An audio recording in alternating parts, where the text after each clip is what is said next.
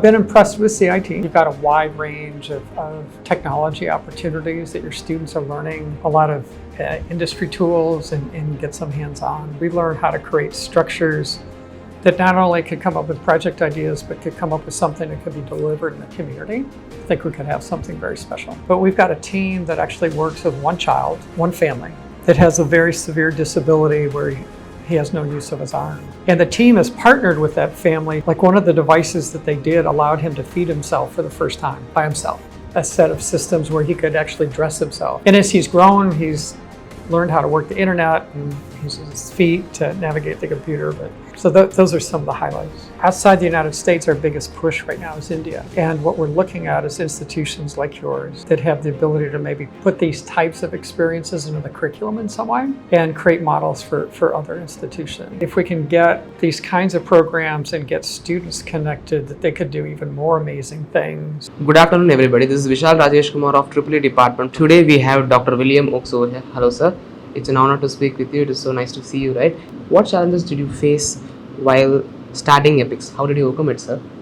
So when I got involved, the founders, Professors Ed Cole, Leah Jameson, when they were starting, one of the challenges they had is actually the concept of connecting community projects with engineering.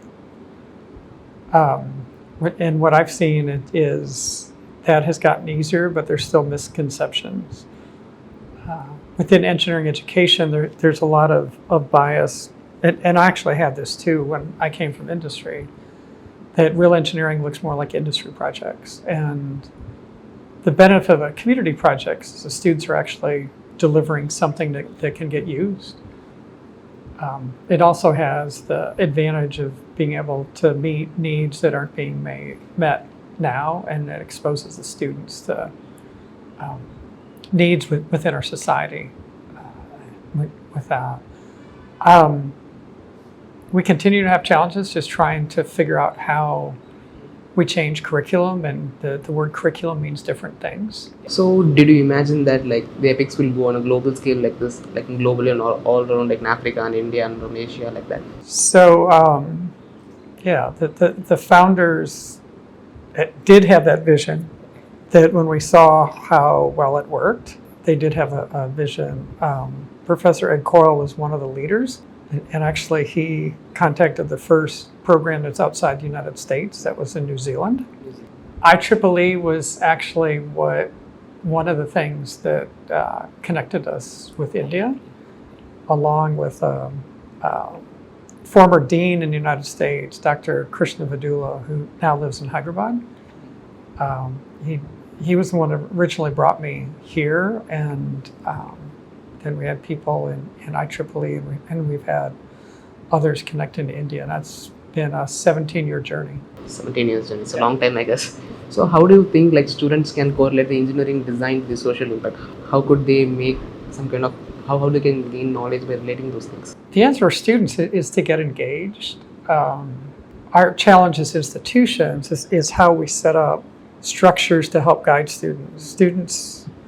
We do a lot of either sitting in the classrooms, or you've got a lot of laboratories, so students are doing small scale projects. And what I've seen here is you've got a lot of opportunities where students kind of have a project concept, but what they don't have is they don't have people. So when you start to interact with people, you get an idea, you start developing something, and they look at it and say, that's really not the case, or how do you get something to work in the field?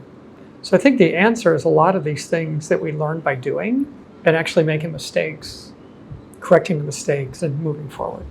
I wonder, when a student goes into kind of EPICS program, they do develop some kind of product for a particular community. This makes them kind of an entrepreneur kind of thing?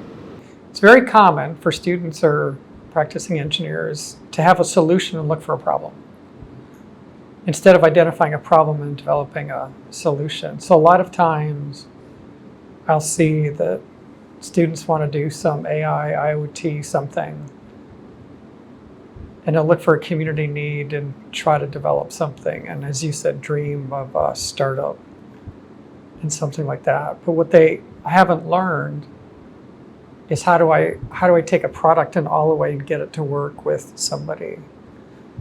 And I think one of our challenges creating structures like that is how do we guide students through not having they might have come up with a very complicated solution, but maybe the solution is something similar. Had you mentioned startups, had a colleague and friend that was a venture capitalist.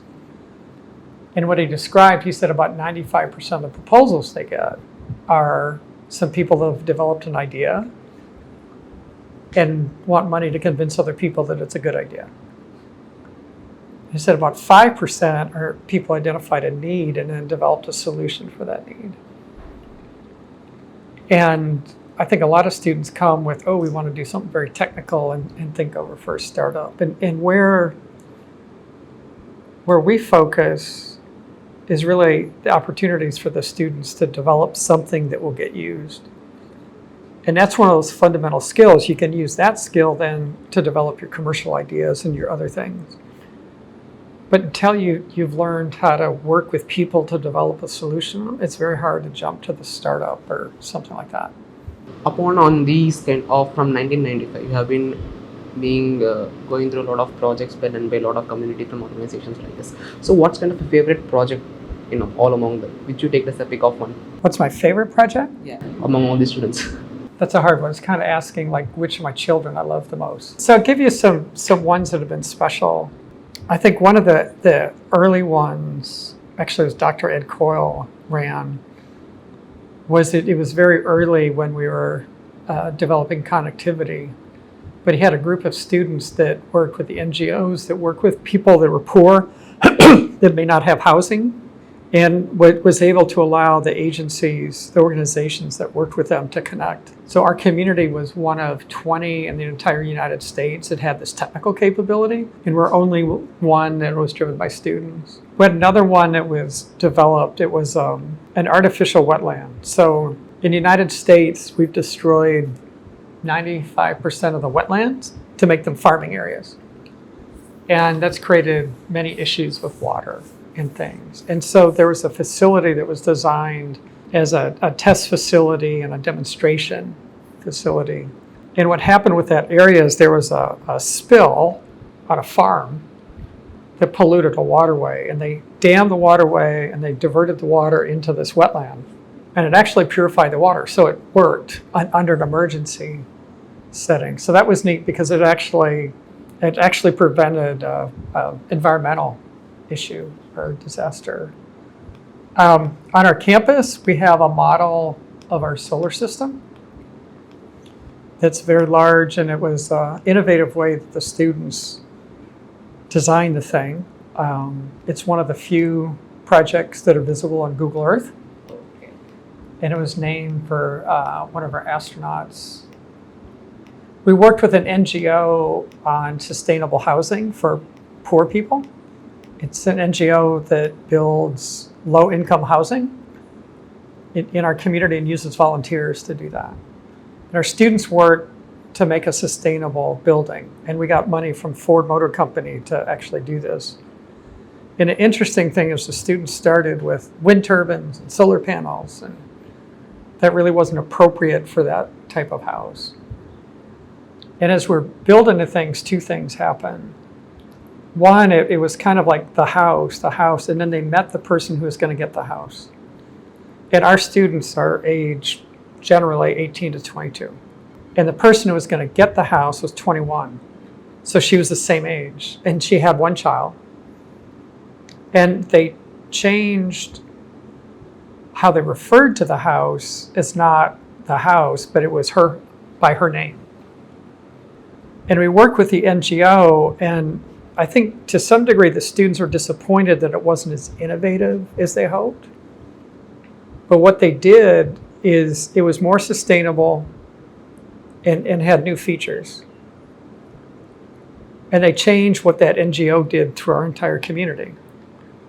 And then that got visibility, and when we had training, and we trained all the builders for the entire state on those principles.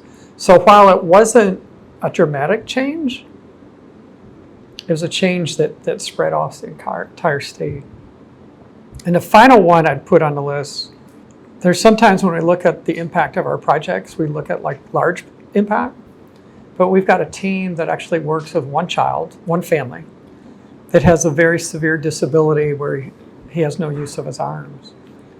And the team has partnered with that family to allow him, like one of the devices that they did allowed him to feed himself for the first time by himself.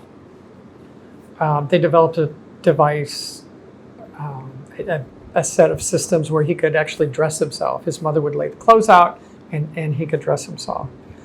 And that's been a fun relationship to watch. Last year, and as he's grown, he's learned how to work the internet and he uses his feet to navigate the computer. But last year he went to the team and said, I want to fish with my dad. And so they were working on a fishing system. So those are some of the highlights. How do you see this epics in, like, what is your vision for the next 20 to 30 years? How do you see this going? Where I think the next step is how do we connect more institutions to have a bigger impact? And it's one of the reasons that we're here is, can we develop networks in different countries? Over the years, we've worked with an institution here, institution there.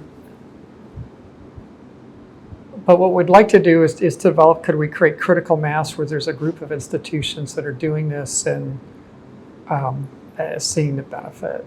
And outside the United States, our biggest push right now is India.